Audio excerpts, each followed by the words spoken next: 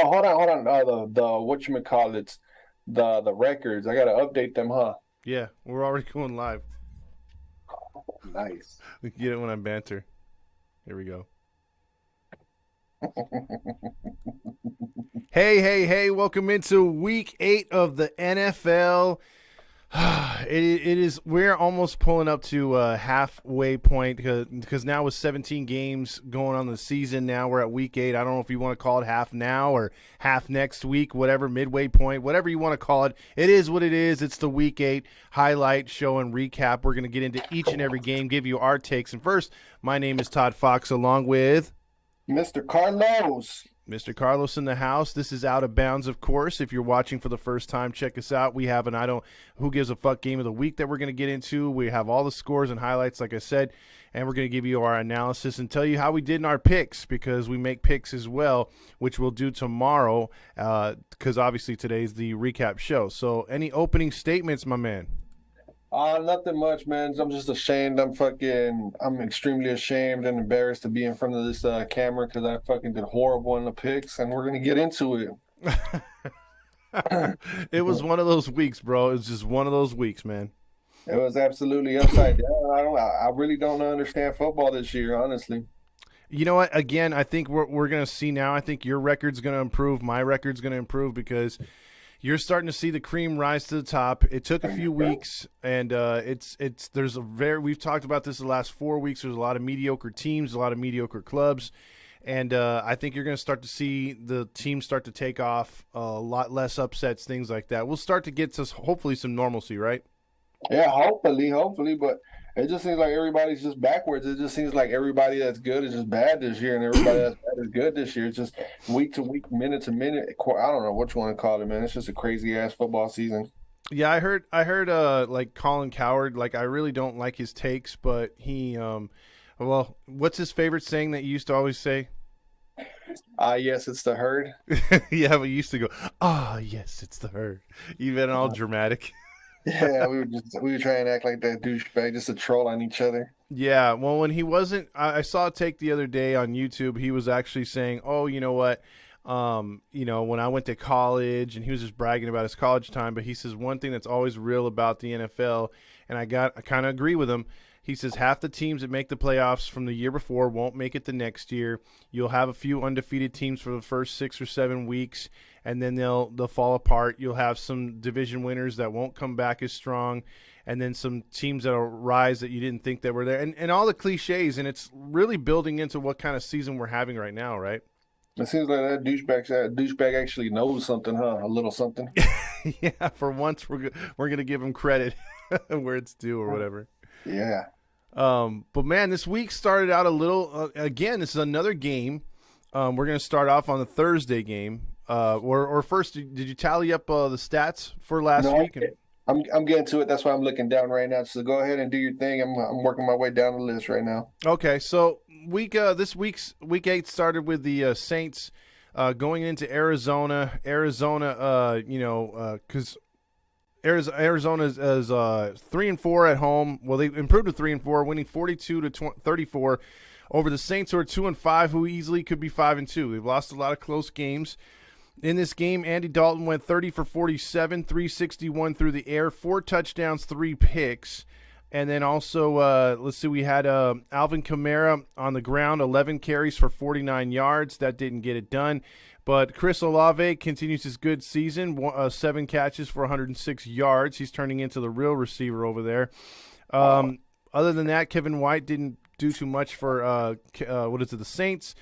And then Kyle Murray, everyone's favorite short man, 20 for 29, 204 yards, a touchdown, no picks. Eno Benjamin, 12 carries, 92 yards. Their running game is atrocious, but they did get it done this week. Shit. DeAndre Hopkins comes back with 10 catches and 103 yards fresh off of the suspension. So the Saints came back a little bit in this game, but 25 points in the second quarter by the Cardinals put this game away early.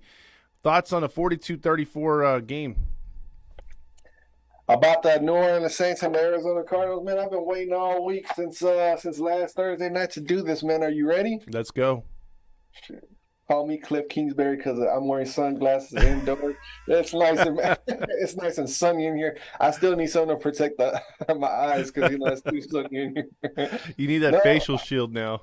yeah, yeah. No, but what you call it? It was just crazy because this was one of many games that I clearly was completely wrong, but I'm pretty sure just about everybody else was wrong in a lot of games this week, like the Bears and the Patriots. We're gonna get into it, but dude, it was just one of those weeks where I was like, huh? I was like, what? I think I want to talk about all the games, but I know I got to stick to the Cardinals and the Saints in this one. The Saints are just a big disappointment this year. Alvin Kamara, like you were saying, even now the big media stations are starting to talk about how the Saints should become settlers. But if you really look at it, the division that they're in is so bad that they're still in the playoff hunt. As bad as that sounds, that's just the NFL in 2022 this year. But that makes for better television, better drama all year round, better what do you want to call it? Better playoff race. I can't even think of a way to try and set up that Papa John's, man, because I know you're eager to hear that one. But I had my honk ready. yeah, I know you are. I know you're ready for it. But the Saints are a huge disappointment. Everybody knows that the Saints were they were all in, traded draft picks to get Chris Olave, who's working now, but he's on a bad team.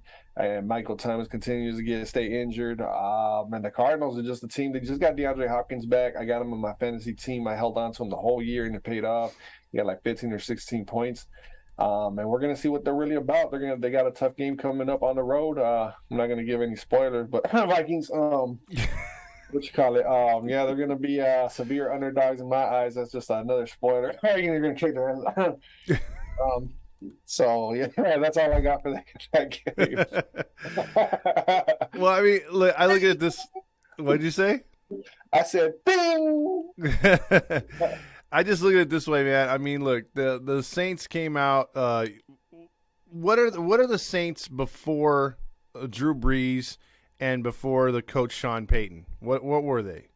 They're the paper bag Saints. They're the Aints. They don't know how to spell Saints. They leave the S out on purpose. They're the Aints because they ain't winning.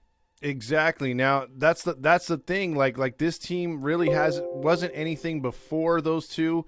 And they're really nothing after those two. I think they're going to go down a hard path right here of some games where they're just not, where they're just going to have some more losing seasons. And right now, this is a first step to it. Right now, the Saints just aren't a really good football team, and it's kind of sad, but it is what it is. So we'll have to see what happens with them. And as far as Cliff Kingsbury and your boys, I don't think that they're there again. I think they've fallen off. They're a team in flux right now. Yes, this was a nice win, but again, it's against the Saints. Let's see if they could do it back to back. They really haven't done it yet. So we'll go from there and we'll see what happens. But yeah, the Saints get another loss, 2-5. I think I went with the Saints in that one, or did I go with the Cardinals? In that one, let me pull it up. We both went with the Saints in that one. Yeah, we both took an L on that one to start. So good start for us right out the bat. Just wait until the Monday Night Football game and see how we both did. Wait until you see what the records are. All right, we'll see. So then we move on to the Cleveland Browns facing the former Cleveland Browns. It's hard to believe for real football fans. There's a whole generation that doesn't know Baltimore used to be Cleveland, but Baltimore improves to 4-3 in this rivalry. The Cleveland Browns, who started so good and could have had a fabulous record, fall to 2-5. Again, another close loss. They lose 23-20. They are now 1-2 on the road. Jacoby Brissett went 22 of 27, not bad, 258, but he got sacked 5 times and fumbled. Nick Chubb went 16 for 91. Kareem Hunt only got 5 carries for 4 yards in this game. He was underutilized. Look for him to get traded by the weekend. That's my hot take. Armani Cooper, 3 for 74. Peoples-Jones, 6 for 71. Njoku, who I have on my fantasy team, he had 7 for 71. He's finally getting targeted, and then he has a high ankle sprain, so he'll be out for 5 weeks. The waiver wires. You better check the free agency wires. Yeah, I picked up Knox from Buffalo. Someone had dropped him. So Baltimore, Lamar Jackson. He's like, you know what? Justin Fields, he's the guy. He knows what's up. He runs more. I love to run. I don't like to pass. So Lamar Jackson only threw 16 times, 9 for 16, 120 yards. Again, he was one of their leading rushers, 10 for 59. Gus Edwards rushed 16 for 65 for them, and Devon Duvernay, or whatever his name is, 2 for 42. Devin Duvernay. Whatever. Ravens win 23-20. Thoughts on this one?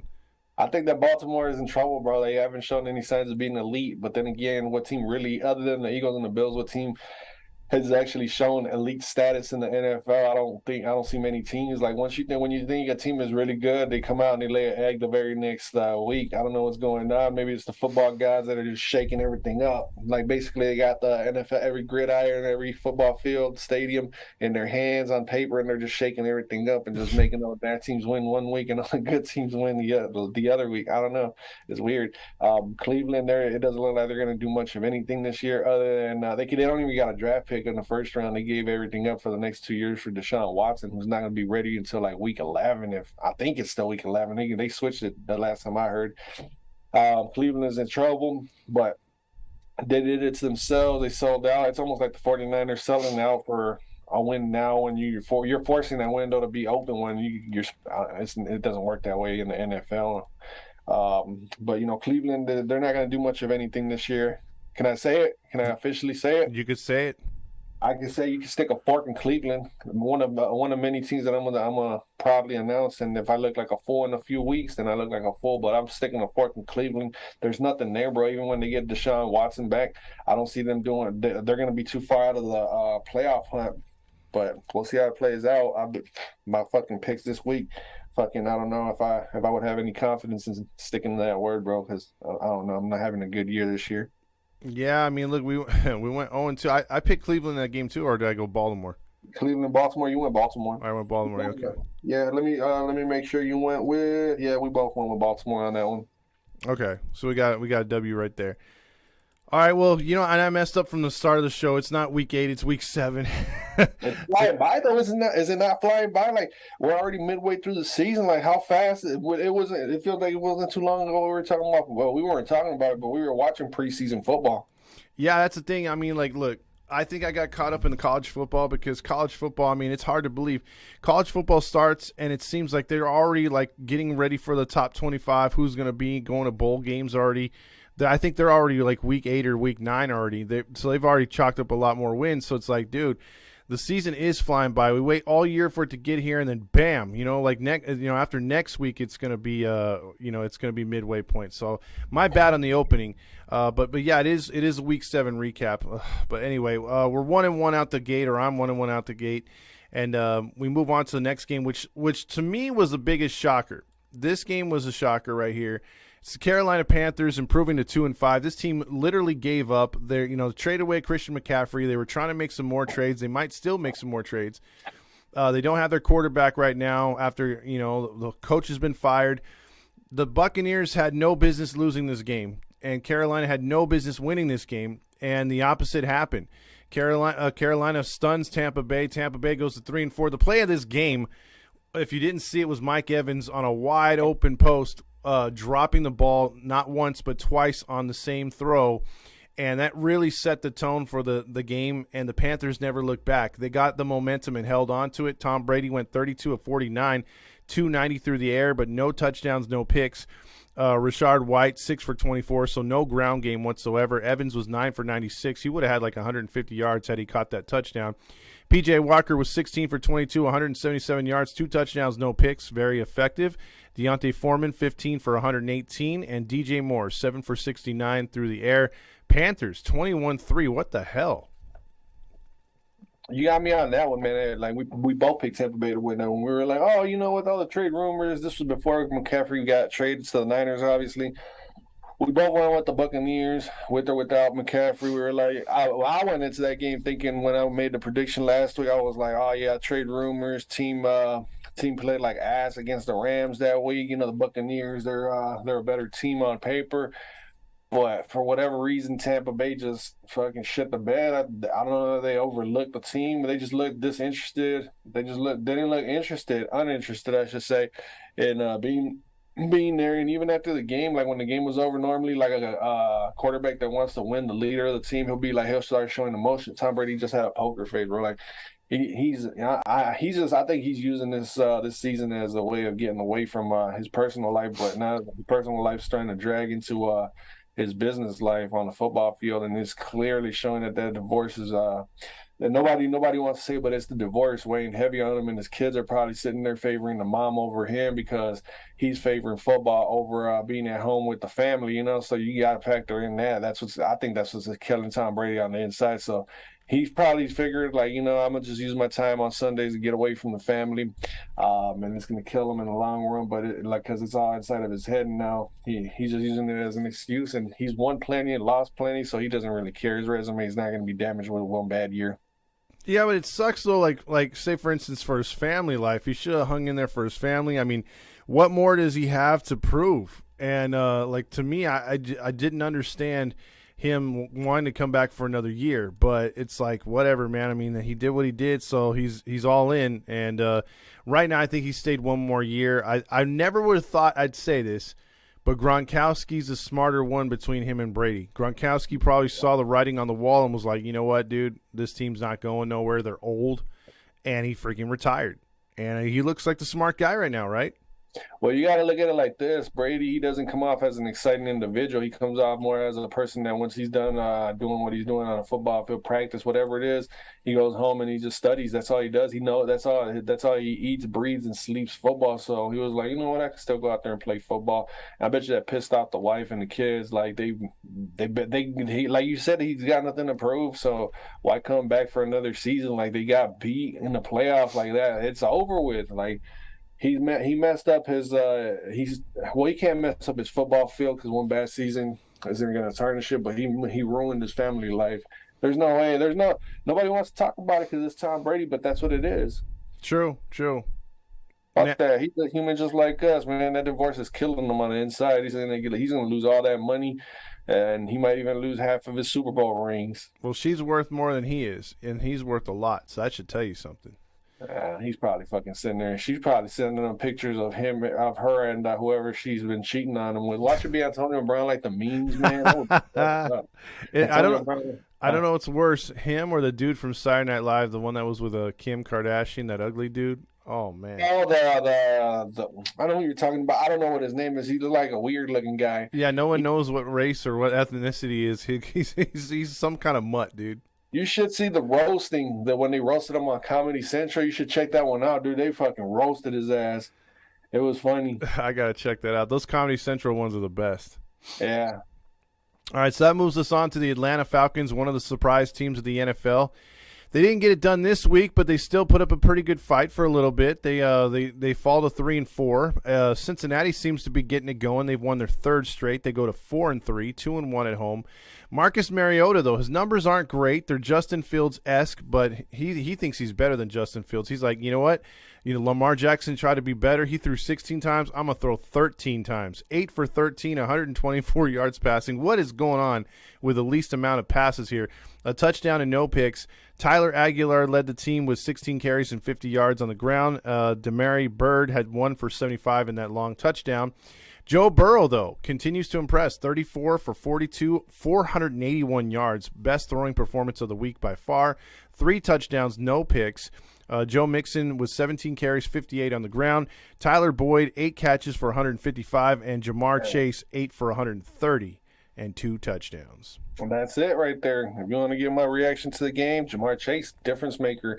They were trying to guard him, but then, it's kind of one of those deals where Atlanta was like, okay, we're gonna squeeze this part of the hose, and we're gonna make sure that the water doesn't get out to over here. But then little do they know there's a big old leak going on over here, and it's Tyler Boyd. They're like, oh, they let go of that.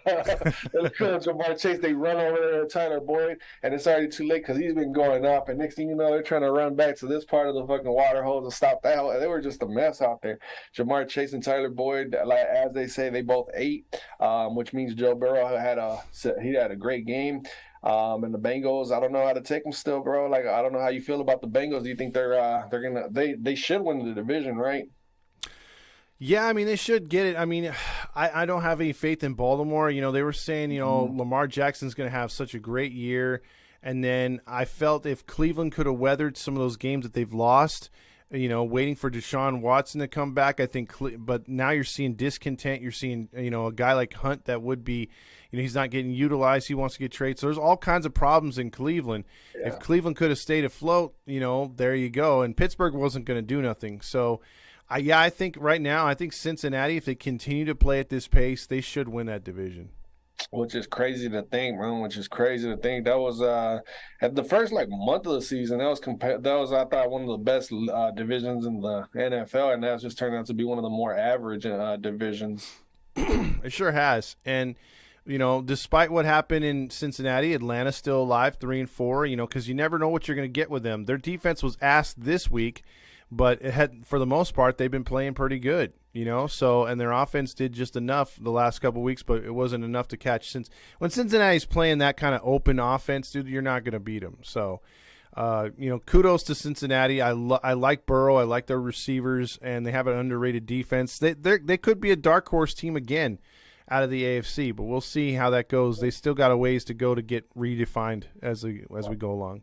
Tell you what, if they make the playoffs in the wild card, that's going to favor them because they're going to have that extra week while the other teams are resting up in the first round, buying all that junk. And they could, like you said, do the same thing that they did last year. Everybody will count them out like, oh, it was a Super Bowl hangover. But if they let them mess around and make the playoffs as a wild card team on the road, they'll be happy to be there. They'll be like, okay, we got to prove ourselves. We've been here before, and what better team, right?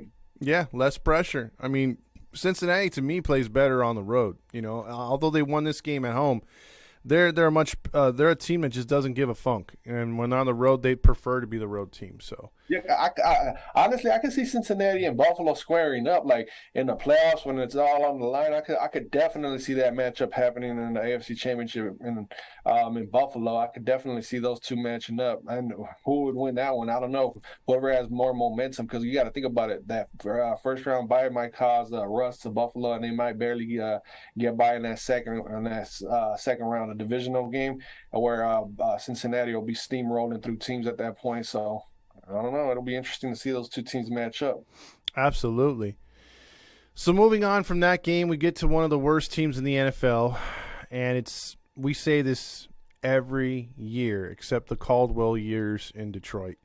Detroit's 1-5. They are now 0-3 on the road. We were praising their offense a couple weeks ago, and last week and this week they've done nothing.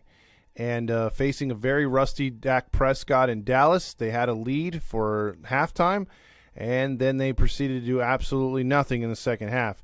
They only had a 6-3 lead, but 21 unanswered by Dallas, and they put this game away. They go to 5-2, recouping from that loss in Philly. Jared Goff, 21 for 26, 228, no touchdowns, 2 picks. He was sacked 5 times. Jamal Williams, 15 for 79 on the ground. Kurt Raymond, 5 for 75 through the air. Dak Prescott returns 19 for 25, 207 yards, a touchdown, no pick. He was sacked twice. Tony Pollard led the Cowboys with 12 carries, 83 yards. Ezekiel Elliott, 15 and 57. The Ewok had 2 touchdowns.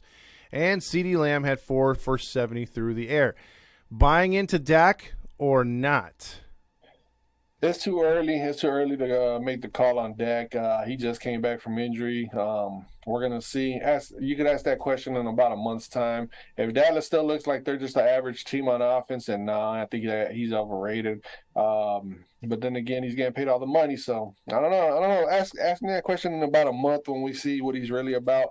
I think they got the Giants coming up, and then I don't know when they play the Eagles, but we're gonna find out who really wants that division.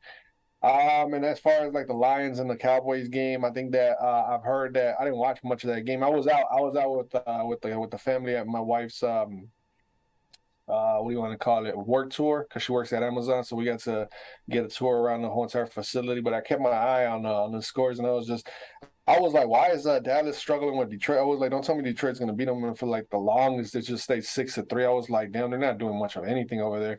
And then they had like 5 turnovers in the second half, and that's why the score got lopsided. Other than that, Detroit could have beaten Dallas. So it doesn't look like Dallas is really all that scary, like as they're painted out to be. Yeah, because look, I want you to compare. What's Dallas's roster compared to Detroit's? They got a bet. Like if you give Detroit Dallas's defense, then Detroit would probably be like the number one seed in the NFL because they would be able to take more risks because the defense is so good. They creating turnovers So would you say Dallas has the better defense? than Dallas. I mean, than Detroit. Yes. Yeah, I would. Would you say Dallas has the better offense than Detroit? Right now, they're about the same. Oh, but they have a better special teams, Get out of here, better man. coaches. Get the fuck out of here, man. Yeah, you're the way you were just saying that, there was just like sudden pause, and you were just waiting for. I was like, "What is he trying to say?" I thought you were really trying to go somewhere with that. Come on, Cliff Kingsbury. Come on, man. Trust me. I'm gonna tell you. I'm gonna tell you why I haven't taken out the shades when the show's over. All right. So enough of that Dallas game. Damn it! I almost had him saying Papa John's. So the next game, Jacksonville hosted the Giants. Jacksonville's on a free fall right now. They're now 2-5. I think they've lost 3 or 4 in a row. The New York Giants now surprising team. Giants 6-1. They're 3-0 on the road, but this one was a lot harder than we thought. The Giants actually held them on a last-second pass. The veteran from the WNBA, Trevor Lawrence, had him knocking on the touchdown door to take the win, but the Giants held him 1 yard short. Daniel Jones went 19 for 30, 202 through the air, a touchdown, no picks. That has been the key. He's not turning the ball over, either fumbling like he's done the last 3 years or throwing picks. He's been playing – huh? Oh, nothing. Go ahead. Oh, he's been playing very efficiently. And then Saquon Barkley, dude, what more can you say about him? 24 carries, 110 yards. Also, Daniel Jones added 11 carries for 107 yards. Still don't like the quarterback running, but he's doing it effective. Darius Slayton, 3 for 58 through the air. Trevor Lawrence went 22 for 43, 310. No touchdowns, no picks, but they struggled on offense. Travis Etienne, 14 for 114. We will talk about something that happened after this game. Christian Kirk, 7 for 96, and he was held out of the end zone at the very last play of the game. Thoughts on a big win for the Giants over the Jaguars?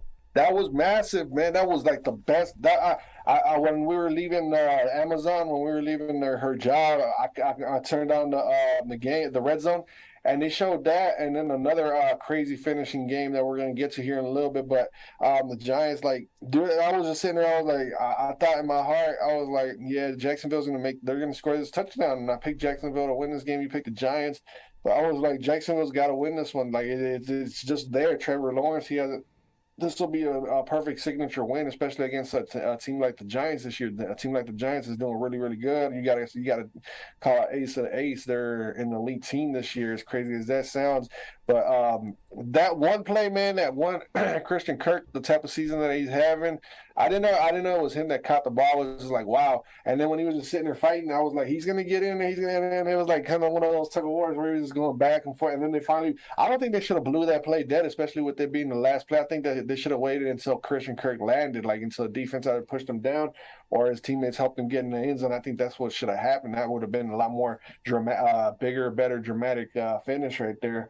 But kudos to the New York Giants, bro. Now, Brian Daboll is going to win Coach of the Year. You got to give it to him unless you come up with a better first-year coach. I even over Kevin O'Connell from Minnesota from my Vikings. I think Brian Daboll is doing a lot with what does he have on that roster? Well, you know what? I think you're right. You can go DeBow. You can go Saleh. You can go the Vikings coach. You can go the Seahawks coach. Those are 4 coaches that are doing phenomenal stuff with either mediocre talent or young talent on the rise with not much experience. I would narrow it down. I'm not saying the Vikings because the Vikings, everybody knows the type of talent that they've got. They've got the running back. They've got Justin Jefferson. They've got pieces on defense. So you really can't say that they were in all their games last year. That's going to factor in. Kevin O'Connell he's leading the team the right way. So that's my team right there. And I'm not saying that Kevin O'Connell is going to win Coach of the Year. I'm saying Brian Daboll or maybe Pete Carroll because Pete Carroll, it was basically rebuild your butt. You got to think about it. They've got DK Metcalf, Tyler Lockett on offense, so they've got pieces. The Giants, they nobody knew the Giants were going to be this good. And what's the other team that you said? Jets. they've been slowly building that team up. So I mean, it's going to come down to the Jets or the Giants, and both from New York. But I'm gonna tilt my head to the Giants. Brian, they both, dude, come on, Daniel Jones, Zach Wilson. We really didn't have much to think of. We couldn't consider him a bust. Everybody in their mama was considering Daniel Jones as a bust. And plus they had the injury riddled Saquon Barkley, and outside of that, I don't know who they have on offense or on defense outside of Saquon Barkley. Like they've got a few decent wide receivers that are just there just to be there. But I'm going Brian Daboll as a coach of the year. They've got talent. They don't got names. And sometimes you don't need names. I rather have the talent. I think that's what both these teams are doing. To the average NFL fan that's outside of New York, you're not like me and you. We're not going to name more than maybe one or two players on defense. Fucking casuals. Yeah, we're not hardcore. But I mean, I'm just saying, like, again, greatest podcast ever. I'm just gonna say that, right now, to me, if you're gonna give Coach of the Year to either Saleh or DeBoer, I think it's gonna come down to, do the Jets get a signature win against Buffalo, or do the Giants get a signature win against either Dallas or against Philly? And if they do one of those, if one of those two coaches accomplishes that, you got to give the upper hand to to that particular coach. All right, so I'm gonna give you I'm gonna throw a monkey wrench at you right now. All right. What if both happen? What if the Giants beat the Eagles and the Jets beat the Bills? I think you'd have to give it to where they finish in the standings. So let's just say the Jets finish second place, but the Eagles come back to earth a little bit, and the Giants actually hold off Dallas and Philly. Give it to DeBoer. But if the Jets somehow either tie or come a game or two behind even the Bills, because we know the Bills are going to have double digits. So if the Bills get double digits and the Jets are right behind them, give it to Saleh, because the Bills tougher team. I'm going with the Giants, bro. The Jets got to have a better team. They've got better coaches. Papa John's.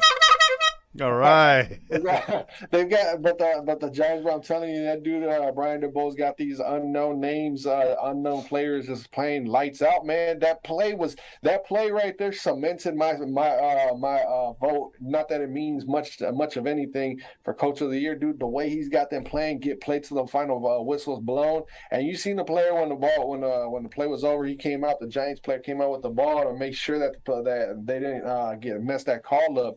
And I don't know what their percentages of like committing penalties and all that is. That's also disciplinary by the coach. Like, the Giants are just that team this year, bro. Nobody's gonna want to see them in the playoffs. Everybody's gonna be like, we got the Giants in the playoffs in the wild card round. That'll be a dangerous team to play in the wild card. I'd rather see them in the second round off a first round bye where they're a little rusty, bro, because they're not gonna be ready for that playoff smoke in the second round with that first round bye. They're gonna be like, we're in the playoffs, yay, but then here comes this team and they might get steamrolled. But if they get the wild card, they're gonna be pumped up. And if it's at home, forget about it, bro. The Giants at New York. Yeah, you don't want to give. But see, the Jets and Giants, I thought they needed a better home field advantage off the Meadowlands. That stadium was very bland, and they move into MetLife, and it's the same shit. There's nothing that causes you. The fans aren't really on top of you. It's not like a real home field advantage. So I don't think the venue with outside of the weather scares you in New York. Because they don't have that particular signature stadium, the chance, nothing like that. It's just I think what's going to do it is just good old-fashioned football. And both these teams play good old-fashioned football, and that's hard to beat even in this era of the NFL being the way it is. One thing I wanted to get your opinion on, you were talking up Robinson from the Jaguars. Jacksonville. I think – What's your thoughts on how he fell out of favor? Because ETN has really taken over that spot despite Robinson's good play early on. He must have did something in the locker room, don't you think? Because he didn't even dress for this game, and he was out the next day on the trade. Yeah, he had to do something in the locker room. Maybe they informed him. Maybe they were like, "Hey, look, we're gonna look for you to become a starter somewhere because this rookie or the second, whatever he is. I think he was injured all of last year, so technically, I guess, a rookie, even though he's on who's that one guy that won Rookie of the Year, Ben Simmons. He's on his second year, his realistically second year, but he's a Rookie of the Year or a rookie this year. Mm-hmm. Yeah, he did something. But good thing that they got him out of that situation out of Jacksonville, and now he's going to be a full-time starter out there with the Jets. And you're going to watch. I love that he's going to be a starter because now he's a full-time go-to guy over there in Gang Green, and the Jets are going to love him out there. That dude's a fucking beast. He's like a Marshawn Lynch without that personality. See, if hopefully he's not a dick, because he's got to realize the situation he's going to now with the Jets. You know, the Jets lost their guy who was just taking off, having a great season for them. Now he's done with an ACL, and they were going to have to rely on Carter, who was more of a Chris Carson, back. They would have had to change their running game. Now you could still go with the, the heaviness and then the speed. You can mix it up. I think that's what's going to help the Jets. They're not going to miss a beat with Robinson in that lineup.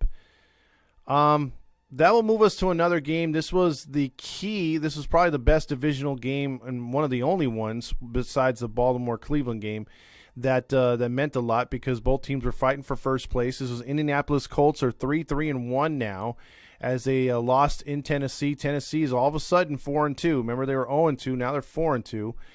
They won this game 19-10, and it was a lot due to what Frank Reich said the problem was. Matt Ryan, 33 of 44, 243, a touchdown and 2 picks. He's thrown 9 or 10 interceptions already this year. Jonathan Taylor, he came back and said, hey, all you guys drafted me number 1. I'll show you what I can do. 10 carries, 58 yards. Dude.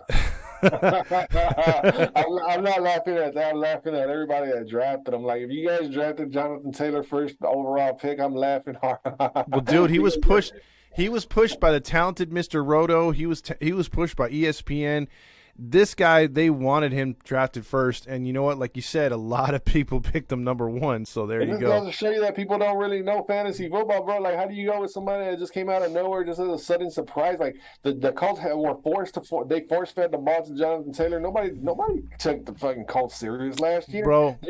They had Carson Wentz as the quarterback, so they were forced to run the ball. And man, people were sleeping on the Colts last year. This year, nobody's gonna fucking sleep on the Colts. They're waiting on Taylor to come in the game. They want to show that he's not really all that good, and they're showing it. But see, this is a typical guy thing. Guys go for the best looking blonde in there, even though she's a bimbo, she's an idiot, but she's got a good body.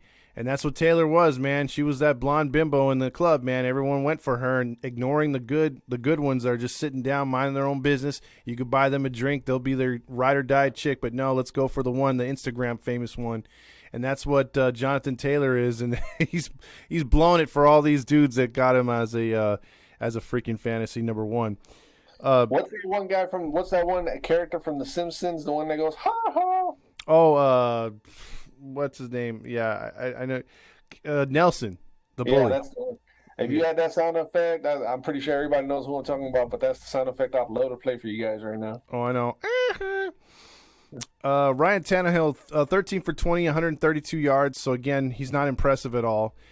Derrick Henry's starting to get going, though. 30 carries, 128 yards. No touchdowns, though. It was Austin Hooper, 3 for 56 through the air. So, again, not really an exciting game whatsoever. But the big news out of this one, Matt Ryan gets benched. And not just for a week. For a team that's 3-3, very much in the hunt, thoughts, bro. Frank Reich said he's done for the year. I think that the Colts they messed up, brother. They fucked up, bro. That's basically in mortal words right there. They messed up by what's the Colts' problem, bro? They keep going after these old quarterbacks. Who did they start with? They started off with Phillip Rivers 2 years ago, and then they went to Carson Wentz way, and now they went to Matt Ryan. What are they trying to prove, bro? What are they trying to do?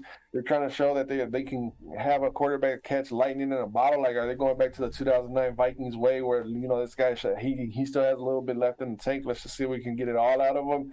Like, what's going to happen even if that does come true? He's going to run out of juice in the playoffs, and they're going to get smoked in the playoffs.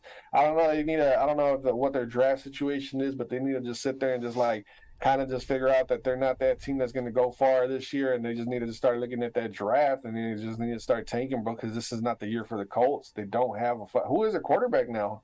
Nick, Uh, is it Nick Foles? It's no, got to no, be Nick Foles. it's not Nick Foles. It's a guy I didn't even hear about. I'll look that up right now. But I mean, look, the Colts have been dealing with injuries. They've been dealing with a mediocre line. It seems like when they get everything going, they start to have issues. Somewhere else. But Sam Ellinger will get the spot the rest of the way. Sam Ellinger. It's all over the Colts. That's another one that you can stick a fork in right there. I mean, look, Even in the Colts, stick a fork in them, man.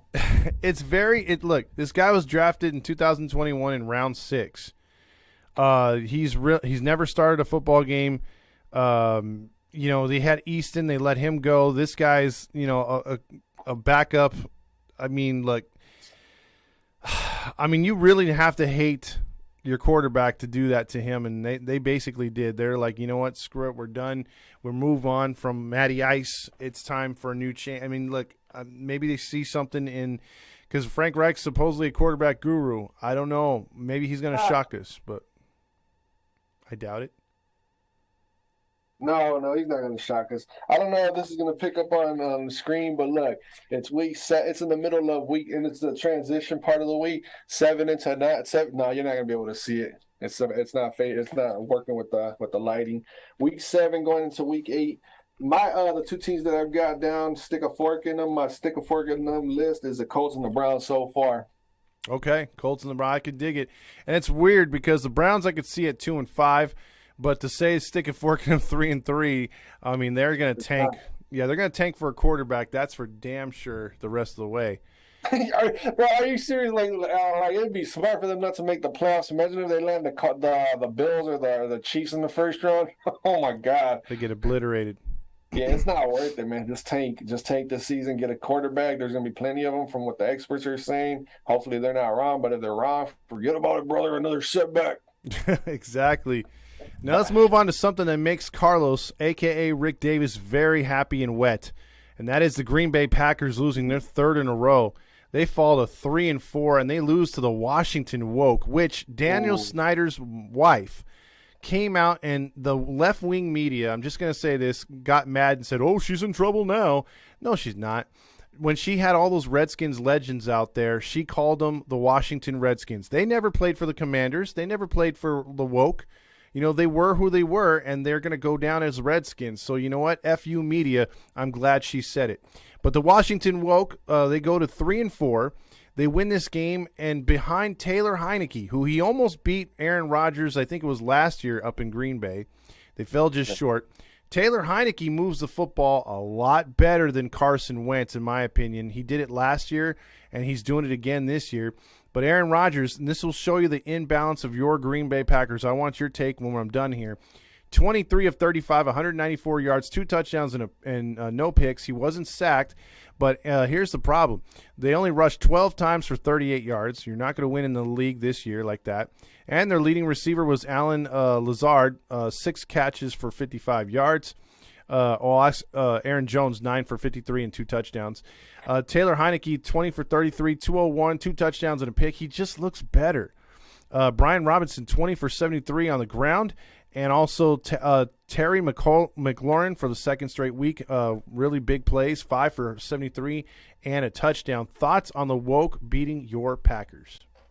There's not much to say, man. I mean, there's a lot to say, but you can sit here and sound repetitive. I know I'm going to sound repetitive. They don't have a wide receiver. I think it's funny because they just got Sammy Watkins back, right, for that game. Not that he really did anything, but he comes back off of injured reserve, and then Randall Cobb goes on injured reserve. So I mean, it's just a wide receiver thing going on over there. They don't have a tight end. Bakhtiari, I don't know if you saw, but that dude, he's like in and out of the lineup, so not just like a question mark every game. Their offensive line hasn't been all that good. Aaron Rodgers is only getting older and more angrier as every minute goes by in life.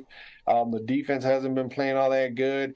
I mean, I'm loving it because the Packers, it's just a rare opportunity that we get to see guys like Aaron Rodgers and Tom Brady just suffering. Like, it's so good just to watch the Packers just in a pity of shame, and there's no excuses. Like, the media's trying to cover it up, like, oh, they're going to get it together. There's no way that the Packers are going to miss the playoffs. Give them talk to us in about a month, and they're going to be right there in the thick of things. The NFC isn't all that good. Yeah, the NFC isn't all that good, but neither are the Packers. The Packers are the reason why the NFC isn't that good this year.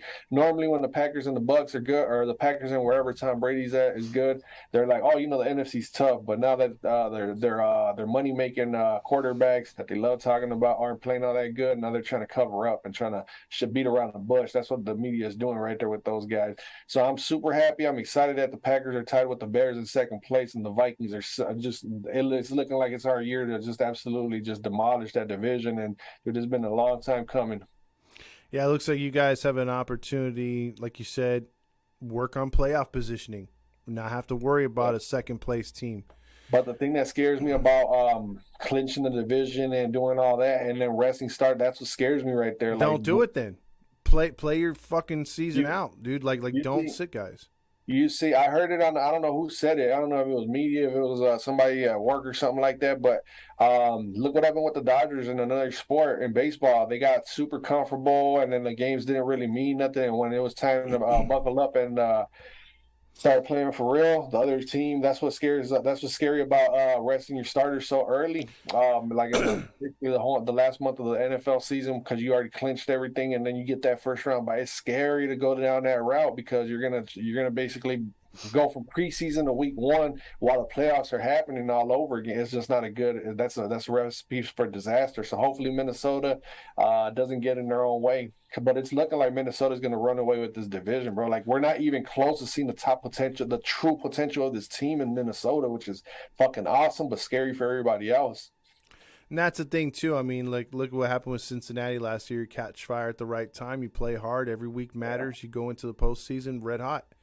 And I think that happens, it happens in all sports, but with the NFL, it's more critical because you only get one shot at it. It's like the Eminem song. You only get one shot. You don't have opportunity. Yep. You better not lose yourself. Mom spaghetti. He's nervous, but on the surface, he looks calm and ready. Exactly. But here's the thing, though, man. I do believe we're just gonna keep going with the song. Don't tempt me. Here's what I'm gonna say to you about the Packers right here. The coaching staff looks overwhelmed. I think in my opinion, the Packers should have made the trade before the Seahawks did. Because consider this. If they would have traded Aaron Rodgers, yeah, you're throwing up a white flag. But Jordan Love's not going to be the savior. I don't think he's going to do what's happening in Seattle with Geno Smith. I think what he does, though, he'll get the Packers you'll expect them to lose. He'll do what Geno Smith was expecting the Seahawks fans to see, which was them lose. But we know it's different in Seattle. But let's just say Aaron Rodgers gets sent to Denver and they fleece them for what Seattle got. Green Bay set up the next couple of years, and Denver looks stupid. Or if they're winning with Aaron Rodgers, I don't think he would have did good in Denver either. But Green Bay didn't make that trade. And now they're reaping the benefits of not doing that in a bad way because their offensive line, like you said, it's banged up. Rodgers is getting hit. They got no run game. He has shit on offense. Like that whole entire offense is absolute fucking god awful shit, bro. Like, think about it, bro. Their leading receiver. Who's their leading receiver? Like, is it fucking old ass Randall Cobb? It was Randall Cobb. It was Randall Cobb. Think about that. Like, you got a game plan. Like, oh, we're gonna lose sleep over Randall Cobb. Man, get out of here with Green Bay, bro. As a matter of fact, look what I wrote down, bro. Guess who's on my stick of fork in them now? Uh-oh. You got Green Bay as a third team. Green Bay, stick a fork in them right there, baby. You can't see it, but it's right there. Green Bay, stick a fork in them. You got happy faces around it and everything, like love emojis. I'm pumped up. There you go. There you go. All right, well, let's move on from there. Let's move on to something happier, something that Randy would say. And speaking of Randy, real quick, I want to get to let's see. How did he, man? Don't tell me he blew us out again. Well, he didn't blow me out. I know what I got on there. Let's see. Hold on. I tallied mine up. There's a reason I got shades on. There you go. Randy went 8-6. That's okay. Yeah, so he went over 500. He's 30-14 for the season. Remember, he started 2 weeks after us or whatever. or 3 weeks, I think even. So he's got his picks ready moving forward, and we'll get to his afterwards or tomorrow. But so he's 30-14. He went 8-6. The Jets. His Jets walk away with a win in Denver. Broncos country, let's ride. Russell Wilson was not part of this shit show today. It was Zach Wilson, 16 for 25, 121 yards. No touchdowns, no picks. They're really not taking the kid gloves off of Zach Wilson yet.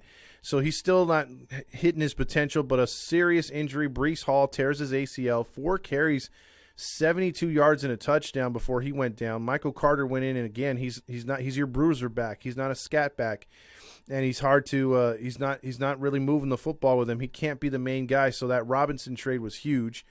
Michael Carter did lead him with receptions, 2 for 45. So the Jets did not do much through the air. They grounded and pound. The defense took care of the rest. Brett Rippon's son, I think, of Mark Rippon. He's either son or nephew or whatever. He's a son. Okay. 24-46, 225, and a pick. He may turn into something at some point. But Melvin Gordon isn't. 11 for 33 on the ground and 7 for 96 for Jerry Jeudy. Other than that, I mean, look, this game was close, a little closer than Jets fans wanted, but that's that Denver defense. Again, 7 games, only 7 touchdowns given up. I mean, that's got to be best in football, and they're 2-5. Defense doesn't always win games, does it? It doesn't. No, you got to score. The Broncos, man, I thought they were going to pull this one. Man, Russell Wilson, he tricked me. He said that he was like Wolverine, where he rejuvenated right away. You remember that? Yeah. I think he even laughed when he was in the middle. Dude, he's just trolling at this point, bro. He doesn't care. He got paid. As they say, he got the bag, bro. He got the bag. He's just trolling at this point. He could give 2 fucks about Denver, bro. He wanted to get paid and make sure that Sierra was happy. I think you're right, bro. I think you've been right this whole entire time ever since Sierra walked into his life. His career walked out on him, but people are still living on his past when now he's just an average quarterback. And as a matter of fact, on Madden, bro, it blew my mind because I played Madden. And when they did the last roster update for last week, he was consistently an 89 to a 92 overall on Madden, right? Guess where he's at now? I'd say low 80s. 80, just a solid 80. Oh, wow. And after last week's no-show because of an injury, he's going to go down from here on out. He's going to be in like the mid-70s before you know it. So I think that before, like, I don't know, is he still going to make the Hall of Fame if he keeps going this route? I don't know, man. He's got if he were to retire today, he's got Hall of Fame numbers. He does. What if he? Well, he's gonna want to finish out his contract in Denver because what is it, $250 million? Yeah, and I know it's 150 of it's guaranteed. He already got 45 up front. Seattle paid him, or I think, well, they're on the hook. They paid him this year. They're paying him what Seattle was paying him, so that's another $30 million tacked on. So he's gonna make a shit ton of money. He's got the Hall of Fame comebacks, the Super Bowl ring, the playoff resume. So he's gonna make the Hall of Fame no matter what he does in Denver. I just think his overall. His career is tarnished if he doesn't turn it around.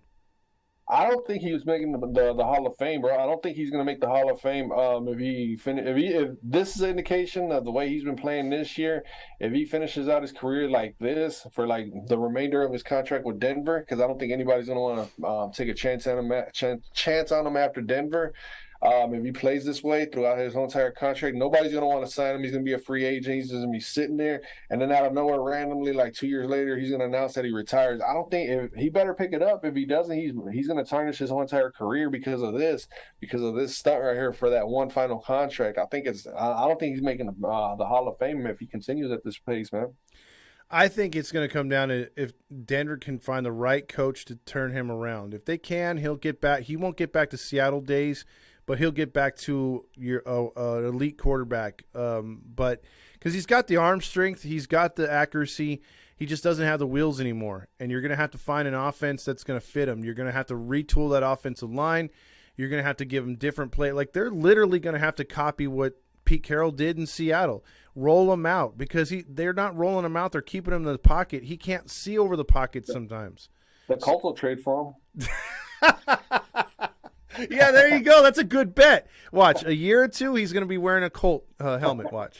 Bro, they're gonna pay him more money too. They're gonna bench him by mid-season. They're gonna like, I don't know what's wrong with they're not that smart, man. They're just rich. That's all it is. They're not football smart. They're not these fucking owners that do that shit like Washington and fucking the Colts. They're not smart, bro. They just got a lot of money, and that's the only reason they're the GMs and all that. But I don't know, man. We're gonna see where Russell Wilson is in 5 years' time.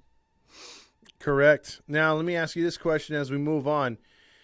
Houston Texans at well, let me just give a little more shade to the Jets real quick before we go. You gotta talk about Brees Hall too. He's out for the season. Yeah, I brought that up. Brees Hall's done for the year. Robinson fills in. The Jets, they shouldn't miss a beat too much on that, but they've got to let the MILF killer throw a little bit more. They're 5-2 now. They are a contender in that division no matter what people say. They're only a game back of Buffalo. They just got to keep the heat on and keep trucking along, take it game by game. Don't look at the schedule ahead. And I think that defense is going to keep them in the rest of the way. The offense has just got to keep those mistakes at a minimum, and they'll get that one or two big plays. And watch out, dude. The Jets are going to be a contender.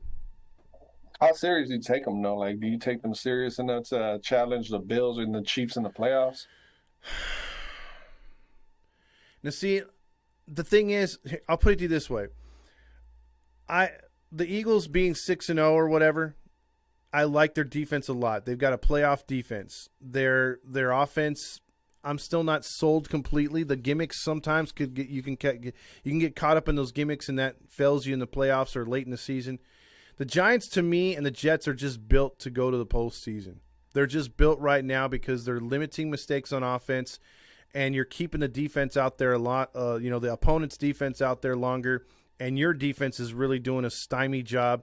They're not even the bend but don't break. They're like, hey, we're going to slap you in the face. And they're that New York physical style of football that's been gone for so long. It's back. And, I think that's going to catch a lot of people off guard because the only team that's been consistent with that type of defense, there's two teams, Baltimore and Tennessee.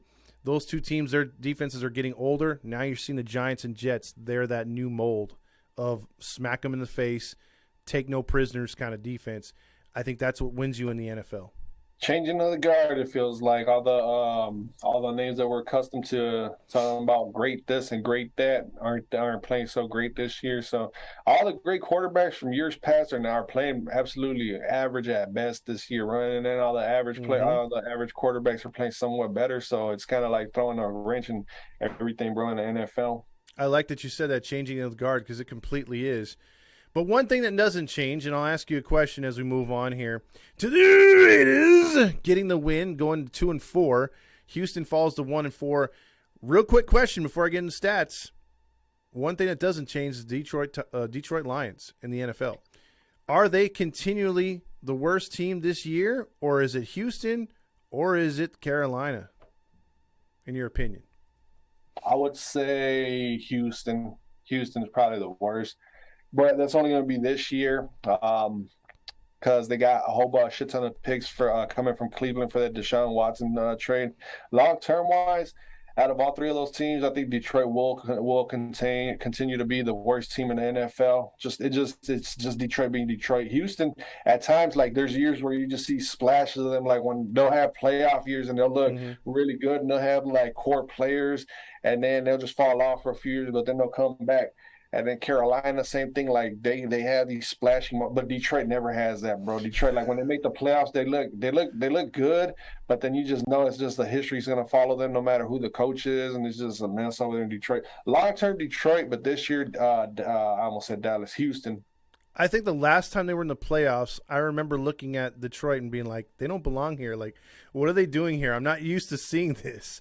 They're used to, usually when week 17's done, they're done. There's no continuing. But they're a hopeless franchise. But in this game, the Texans lose 38-20. It was close for a while. The Texans actually had a halftime lead. Derek Carr was banged up. But Davis Mills and the Texans found a way to blow it in the second half. Big plays by Derek Carr. Davis Mills, 28 for 41, 302, 2 touchdowns and a pick. Damian Pierce, 20 and 92 on the ground. He's an up-and-coming running back for them. He looks pretty decent. Jordan Atkins, 3 catches for 88 yards to lead the Texans. Derek Carr, Captain Eyeliner, 21 for 27, 241 and a touchdown. Josh Jacobs, another good start for him. 20 carries, 143 yards. He's trying to get paid. 3 touchdowns. Devontae Adams, 8 for 95, no touchdowns to lead the Raiders to a 28-point second half. They win against the Texans. Thoughts on this game you want to know? Yes, sir. Stick a fork in both these teams, the Texans and the Raiders. Fuck both those teams. They both suck. They're both underperforming. The Raiders, until they get rid of McDaniels, they're not going to do much of anything. Texans don't have enough to make a push for the division, even though they're in the AFC South. The Raiders are in the same division as Patrick Mahomes, and they're definitely not going to make the wild card. I'm done giving those teams any type of belief that they're going to make any type of run or anything like that. We're too far into the season, and these two teams continue to suck ass. I know that the Raiders won, but they beat the Texans, and wait until they play a team that's actually got a decent quarterback. They're going to get beat again.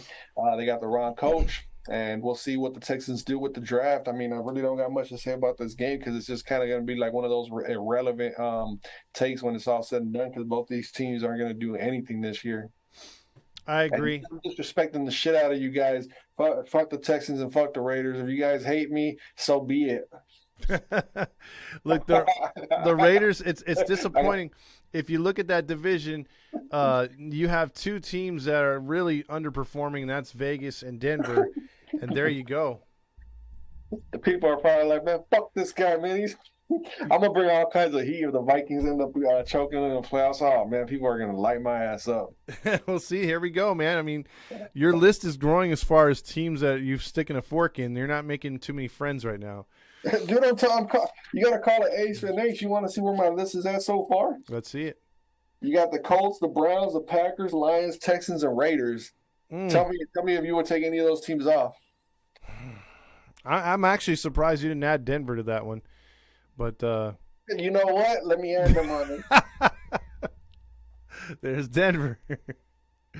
I mean, you could kind of make – I'd say that you're going to make a play for maybe the Raiders, but then I think Josh Daniels is a freaking coach. Yeah, so, that's the reason right there. They got the team, don't they? We all know that they've got the team. It's just that they don't got the brains behind the operation. No, because it seemed like their defense was much better last year. Now with Josh McDaniels at the helm, their offense has gotten better, but their defense looks bad. So I don't know, man. I just don't see them turning around. So I'm with you on that one. Let's move on to the game that was fun to watch for me. Again, this one is bittersweet because every time the Seahawks get a win, I think back to damn we lost to the Saints and damn we lost to the Falcons because we could be sitting there at 6-1, a true surprise team. They're a surprise team at 4-3, but damn, I mean even if you win only one of those games, if you lose the Atlanta game but you win the New Orleans game, you're 5-2. So those 2 games really hurt, and if Seattle somehow is in the playoff run for later in the year, again they're going to look back to those 2 games they should have won. But Geno Smith continues his great season so far. His completion rating is the highest in all of NFL. He went 20 for 27, 210, 2 touchdowns and a pick. And by the way, that pick was not his fault. It was actually it was. He kind of forced it, but it was tipped up in the air. Kenneth Walker, though, is filling in big time. This dude, rookie, 23 carries, 168 yards, 2 touchdowns. He had a 74-yard run. The run game was great. Seattle's doing stuff they didn't do in the last couple of seasons with Russell Wilson, which was with Russell, they always lost the time of possession every game. But in this game, again, another week in a row where they hold on to the ball longer. They teach that defense to stay nice and healthy, and they're tackling a little bit better, and they're also getting less time on the field, which is always good for a young defense, and they played pretty good. Marquise Goodwin, 4 for 67. Big injury, though. DK Metcalf, it looks like a knee sprain to a ligament. He's going to have to rest up on that for a few weeks, so they're going to be without him. But Godwin came through with 2 big touchdowns, or Goodwin with 2 big touchdowns in this game. Justin Herbert, 33 of 51, 293, 2 touchdowns and a pick, but he was sacked 3 times. He was harassed a lot. He still doesn't look right, in my opinion. Still having some injury problems without those ribs. Austin Eckler, this was a huge thing for the Seahawks. They held him as a team, 19 carries for 53 yards. Eckler was also their leading receiver, 12 for 96, so that's a problem. And a big catastrophic loss for the Chargers. They get Keenan Allen back in limited playing time, but they lose Mike Williams, it looks like, for the season. That's a big knee injury right there, 7 for 86. J.C. Jackson as well, right? Yes, J.C. Jackson, one of their best corners, goes out too. So you lost two big players in this one right here. And the defense looked suspect because Seattle had them on the field all game. Seattle kept the pressure on, 37-23. Is this an impressive win for you? For Seattle, absolutely, absolutely. Going into the season, Seattle was marked off as, just a team that's just going to just tank, or however you want to look at it, like a team that will be somewhat good, but they won't be that good, and now they're leading the division. Like, man, get out of here. That was a really good win. I keep going back to the same phrase, you got to call a spade for a spade. They're the division leaders, and, they got the best record in that division when they were counted out to be the fourth best by even me and you. I think I even put the Seahawks in fourth place. Yeah, I had them picking third in the draft. And you had them with like 3 or 4 wins. I remember when week 1, you were like, "Oh, this is beating the Broncos is going to be one of 3 or 1 of 4 wins this season." Now you got what, 4 wins this year? Yeah, now we're topped out at 4 already. Yeah, so I don't see them losing. I think I see them making the playoffs. Honestly, I've been telling you that Seattle, like they're kind of like I'm waffling back and forth with them. Like, but I don't know. I could see them winning the division or being definitely a wild card. They're definitely going to be a wild card, regardless if it's winning the division or being second in the division. So I'll tell you this right now. Here's my bet: if Seattle wins the division, brother, I will go down Skid Row butt naked for 2 blocks. And hopefully nobody stabs me with a used needle, or rapes me. But, yeah, that's my... Hopefully your shoes aren't found by you, because there was once a serial killer that went around and left people... You know what I'm talking about. Oh, yeah. I know what you're talking about.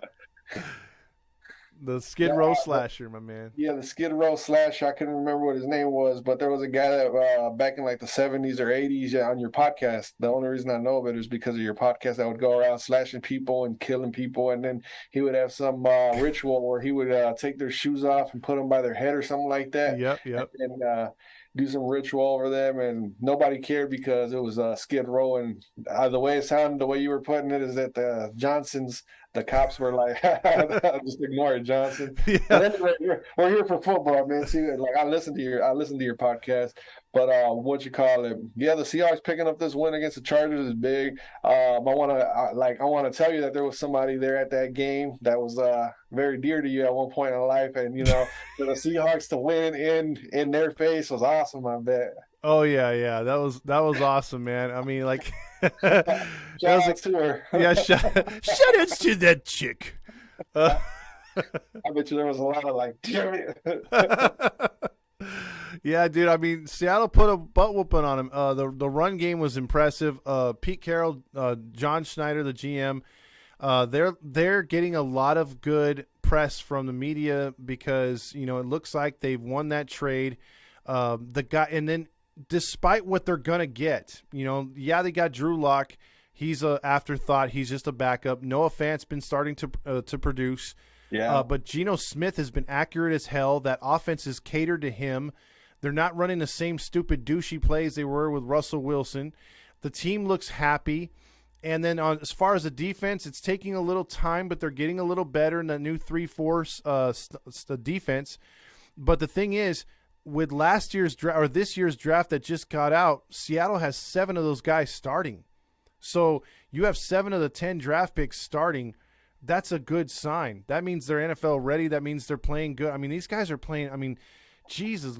I mean, they could have at the end of the year the offensive rookie of the year and the defensive rookie of the year if it keeps going this way. I agree with you. I think Seattle's got they're definitely going to be the surprise team. And I wouldn't be surprised. I can't even call it, bro, because the playoffs are so far away. But if it was to happen and Seattle was going to Philadelphia, I'd pick Seattle to beat the Eagles in the playoffs in Philly. I wouldn't go that far. I mean, I would like them, to just get their feet wet, again. But we'll see. There's a lot of football left to go. But definitely for my Hawks, it was a big victory. Now let's go over to something that makes me happy. As far as, you had the Packers making you happy with a loss. The 49ers making that trade for what's his name? Christian McCaffrey. Yeah, for getting that dude, I thought, shit, that's going to set him up offensively. They look dangerous. But again, you can't take too much away from this game. Yeah, it was at home, but the Chiefs made mincemeat out of them. They go to 5-2. Niners go to 3-4. I got to see a couple more weeks with McCaffrey, but this was good to see them lose. As far as a Seahawks fan, 25 of 34, 423 through the air, 3 touchdowns and a pick for Pat Mahomes. Isaiah Pacheco, 8 for 43 through the ground. They didn't really run the ball much. Juju Smith-Schuster, 7 for 124. Marquez Valdez-Scantling, 3 for 111.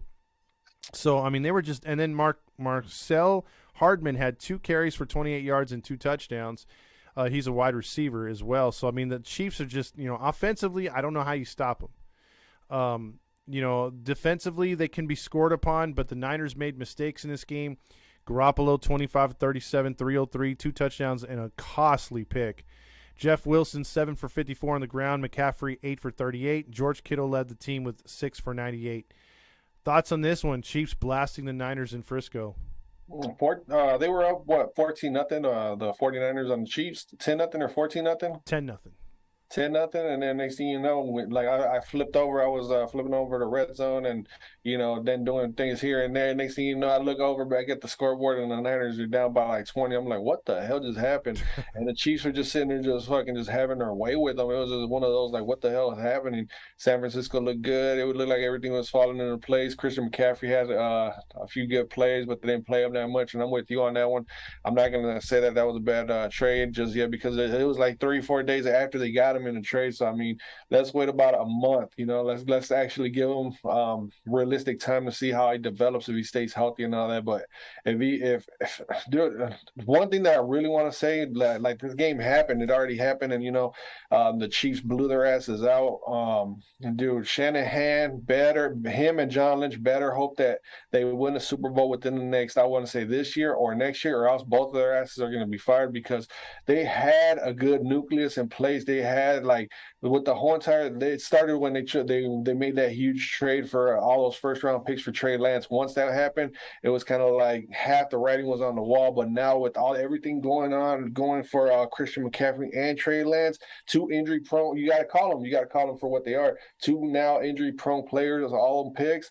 Like, if shit doesn't work out for San Francisco, Shanahan might be on his way out of San Francisco. It's hard saying that, but it's so realistic, because you basically put in the entire franchise on the back of a rookie second-year player, whatever you want to call him, when he comes back. And then Christian McCaffrey, man, and then you're gonna have to pay Christian McCaffrey. I don't know, bro. I think that San Francisco, they just fucked up. They had something really good going on with Shanahan, and then they got ahead of themselves. They were like, you know what, we're really good, but we want to take it a step further or a step down, however you want to look at it. But they better hope that all these moves work out for them, bro, because if they don't, they'll be in the same spot as Sean McVay over there with the Rams. Here's my question. Hold on. Can you hear me? Okay, here's my question as far as the Niners are concerned. So you brought up all those draft picks and everything else like that. Great points. Do you know Garoppolo's his contract for next year?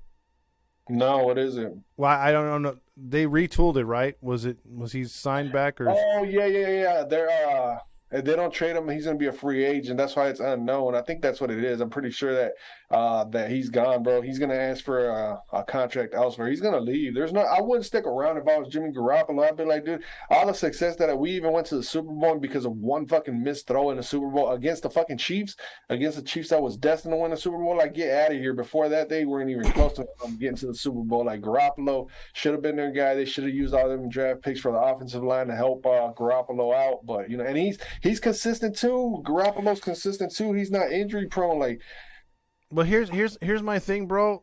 Like, Garoppolo's winning percentage is sick, like you said. Like, he's got great stuff, and the offensive line, like they're built on both sides already. There's really, with all those draft picks they traded away, they didn't have to do that because you had a good defense, you have a good offense. There's young talent all over the place. They've drafted really well, and like you said, like, bro, they have no draft this upcoming season. All their picks are gone. And then like you can't fall back on free agency because you're gonna have to pay Christian McCaffrey. What happens if Christian McCaffrey goes out for the season, tears an ACL, MCL? They're gonna be like all them picks just went to waste. So now we're gonna sit here and give him a fat ass contract. Like, are you gonna give like what are you gonna do in that position? Like he's injury prone. Like they didn't. I don't know, man. I How can see can what they did to pick, but the trade because they needed like their running back. They love the runs. The running backs that Mhm. Shanahan does, but dude, they went after the wrong running back. They should have went after somebody that didn't have the injury problems. And here's the other thing, brother. Like now, the fact that you got, I don't know the contract situation on Kittle or guys like Ayuk, but I know you signed Debo. But your upfront defensive players, are you going to be able to hang on to these guys long term? You know, now the fact that you're not going to have cheap, easy draft picks, you're going to try to sign these guys back. McCaffrey's going to demand money, like you said. You're going to have to let Garoppolo go because you can't pay for two big quarterbacks. You already said, like you said, you're in on Lance all the way. They're in. They're going to stick with him. He's eventually going to be the guy. And it's just weird, man. You got guys like Ward in the backfield. You know, good corners. You got that guy that you said looks like Troy Polamalu. I don't see them holding on to him when his contract comes up because you're going to be paying everybody else, right? Like, I think this is the start of the end of the Niners. They don't turn it around this year and get back to the postseason, they could be done with this run. That I thought about that too when the game was happening. I saw it in Shanahan's face when he went up to I don't want to say when he went up to shake hands with Andy Reid.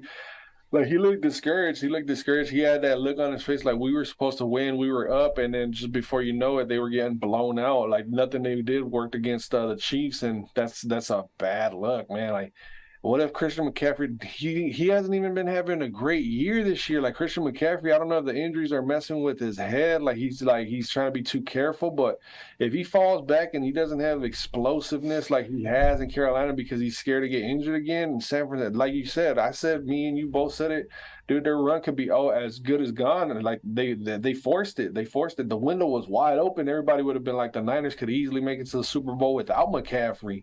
Like they could have honestly without McCaffrey. Now they're expected to make it to the Super Bowl, so now they just added all that pressure on. Dude, forget about it. San Francisco's window's probably gonna be shut before you know it. That's the thing I was going to ask you. So thanks for asking that or answering that because I think it's bang bang and they're done. You know, no bang bang whiner gang. They're in trouble, man. Like you said, they could have had a run for the next 4 or 5 years, man.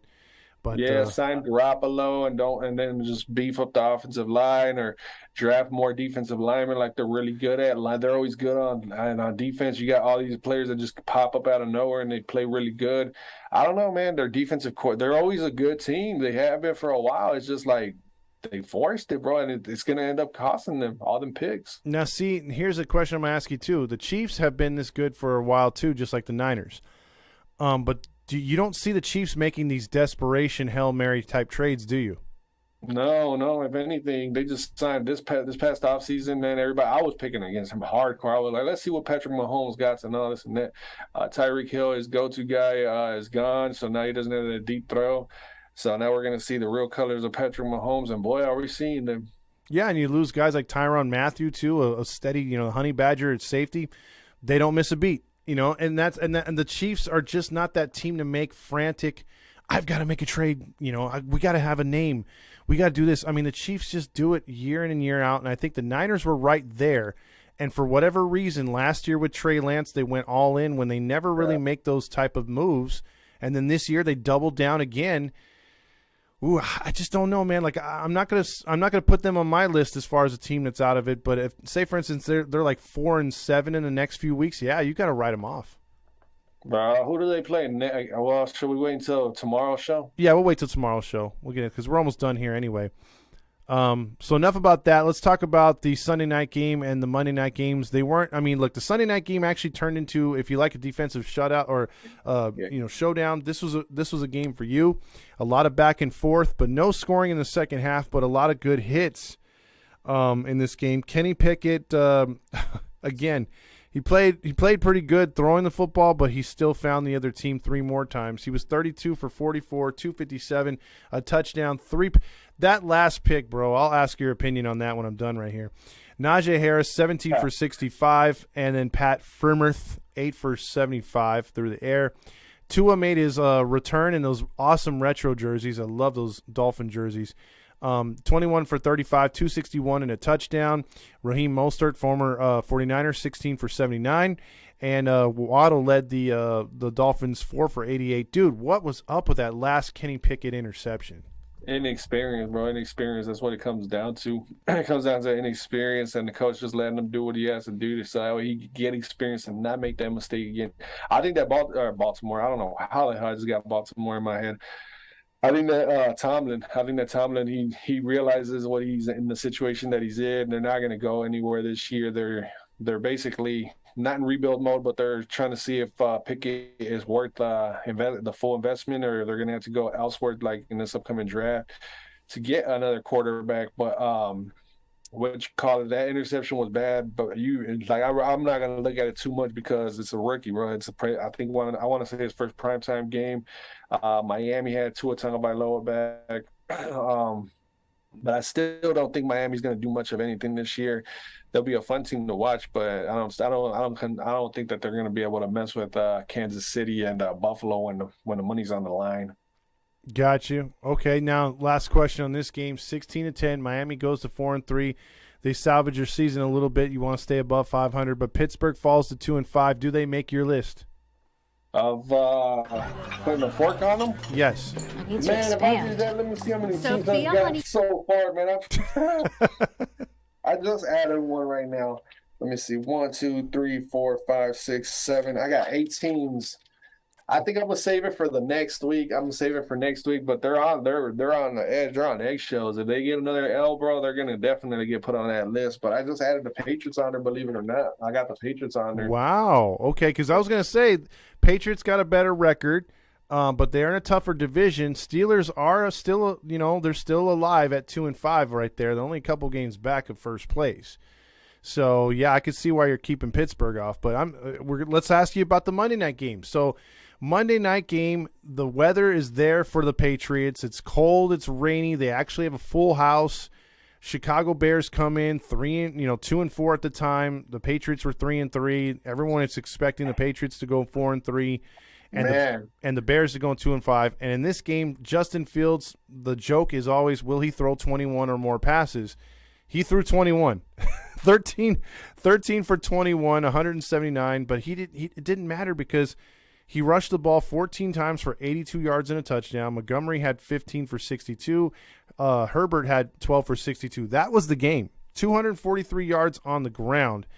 And I'll ask you about the Bears, and then I want your thoughts on Bill Belichick, obviously the genius of all geniuses in coaching. He went with Bailey Zappi. The Patriots looked better on offense. They looked better as a team. They weren't like killing it, but they were playing better. And then he starts Mac Jones. For one series, he throws a pick and benches him. And then Zappi comes out and has his worst game as a pro, and the Patriots get smoked. It's funny. It's funny because,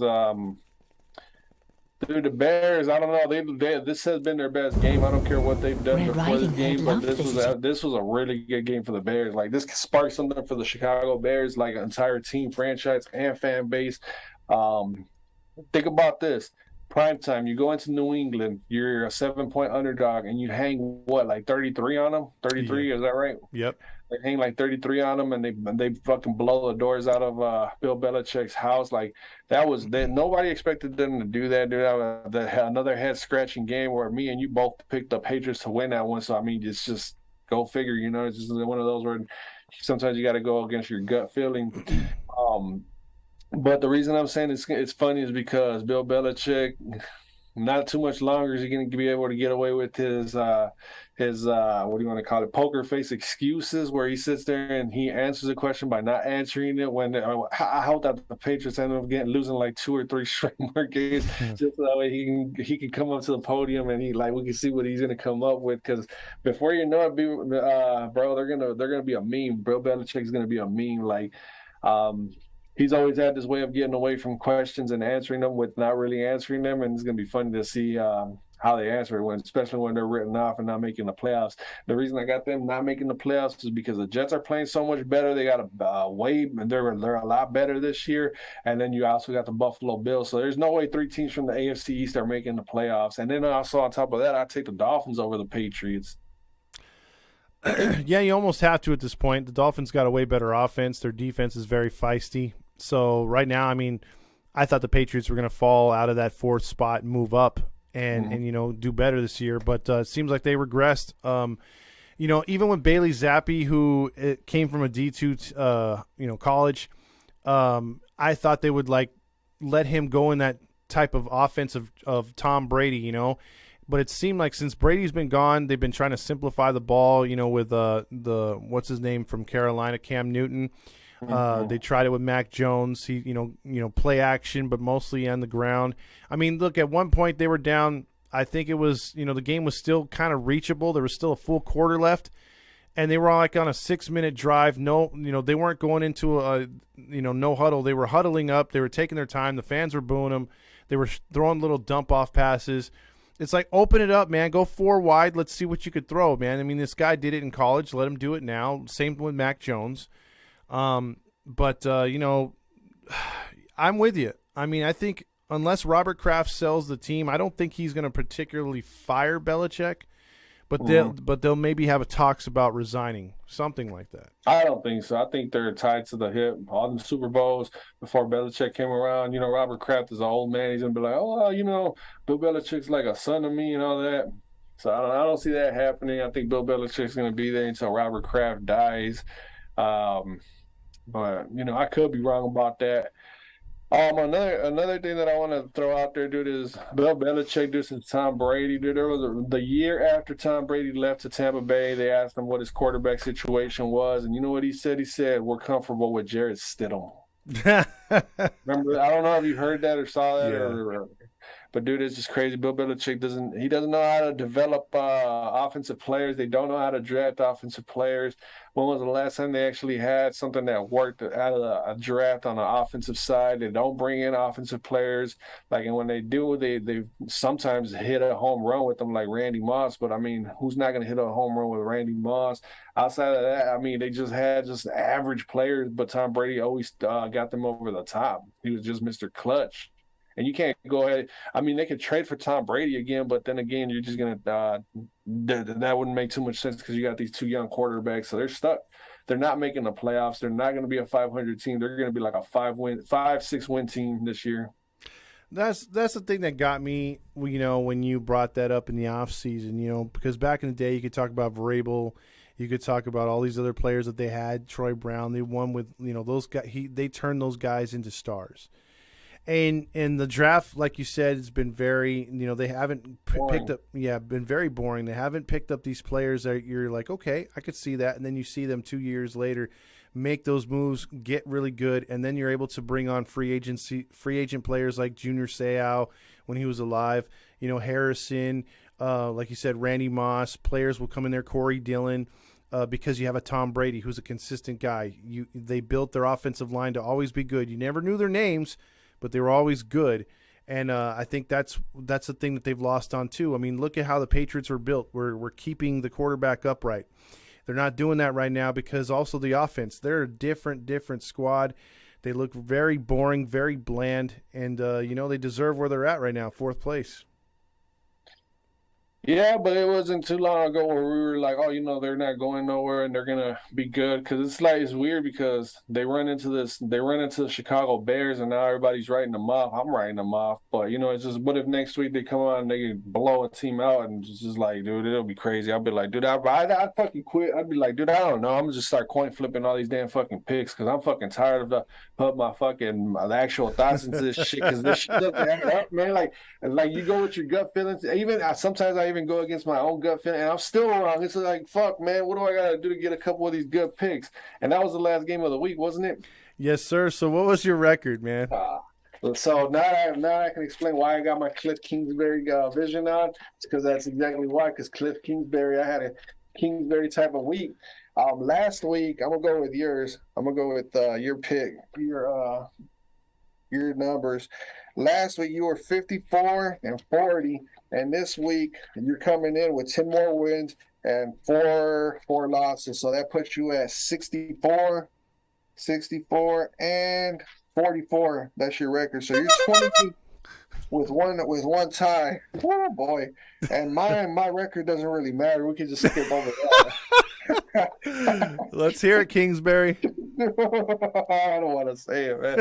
It was horrible, man. Last week I went I finally had a pretty decent week and I went 50 and 44 with that one tie. You got the tie, obviously nobody could escape that. Thanks to the Texans and the Colts way back in week 1. But I went 50 wins, 44 losses, one tie, and now my record is 54 and 54 with one tie. Oh, man. So, man, I had an absolute horrible fucking week, man. You're only 20 games back. Not bad. I'm not even. I'm looking at it like me versus myself now. I'm at the point where you're just gonna just blow me away at this point. I just gotta stay above water. I gotta be. If I have another bad week, bro, it's over, man. Well, you have to pick it up, man. You're gonna have to get them double-digit wins, brother. Well, Cliff Kingsbury, I need to keep my shades on until I have a winning record, right? Until I have a winning week. I thought you were wearing those shades because your future's so bright. There you go. There she goes. No, because Cliff Kingsbury, I got his vision. I had his vision this week. Oh, okay. Okay. And then Randy's over here fucking 16 games above 500. Yeah, man. I'm in third place. Yeah. I mean, you gotta catch up, my man. You gotta catch up. Yeah, I know. I got to just pick against my gut feeling tomorrow. Just everything against my gut feeling. That's what they might work. I don't know, man. I don't think you should go drastic. Let's you got to play with your gut on this one. Let's analyze these a little bit better. I think that's what it is, man. We were trying to go against each other, and it just the luck of whatever happened in my favor, which it usually doesn't. So, but it is what it is, my man. So that's week 7, the recap. Week 8, which I messed up in the beginning, will be not highlights, but will be pick'ems for next week, and we'll see what happens there. Is 16 games above 500 is Randy, 20 is me, and right at 500 is our boy Rick Davis. Man, 109 games into the NFL season, and I'm right at 500. Ain't that something right there? 54 and 54. Well, at least you inherited Brent, so you're okay with that. So. That's true. What was his name? Your boy. I can't think of his name. It's been so long. Rick Davis's client. Oh, damn. It was the linebacker, right, from Seattle? Leon, that was the linebacker, but the guy that we played the prank on, man, what was his name? What was his name? I can't think of his name right now. It was Leroy Hill and God. It was Paul Kendrickson. Paul Kendrickson. Yeah. Yeah. That's where the whole entire Rick Davis came from, if anybody's interested. Enough of this game. He had that moment of pause, bro. That was funny. Dude, he was caught off guard so bad. Enough of this game. Tell me who this is right now, or things are going to get very ugly for you. I doubt that. I will find you. And then if you call me again, things are going to get very ugly for you. Or no, he didn't say very ugly, very rough. He said very rough. Remember when we made the memes of him? And no, we didn't even make the memes. I was looking through his pictures and he was sitting down on some lawn chairs. Oh, yeah. Feet were all hanging out. Dude, I was like, this dude has no fucks given, man. Yeah, he was definitely hardcore in Toledo, man. That's for sure. Yeah, man. But back to this, man. I need to pick up my wins, man. I need to have some I need to go like basically picture perfect tomorrow, man. You need basically 3 good weeks, and you need us to go like 500 or worse, and you should catch up. Think about that. Randy started off late. Imagine if he would have started on time. Oh shit! Yeah, he might be blowing me out. So Randy, stick with us, man. Stick with us. Yes, sir. All right, so that's it for the show, man. Catch us tomorrow when we make our picks. Yeah, definitely catch up with us tomorrow, same time, right here on YouTube. There you go. And Anchor.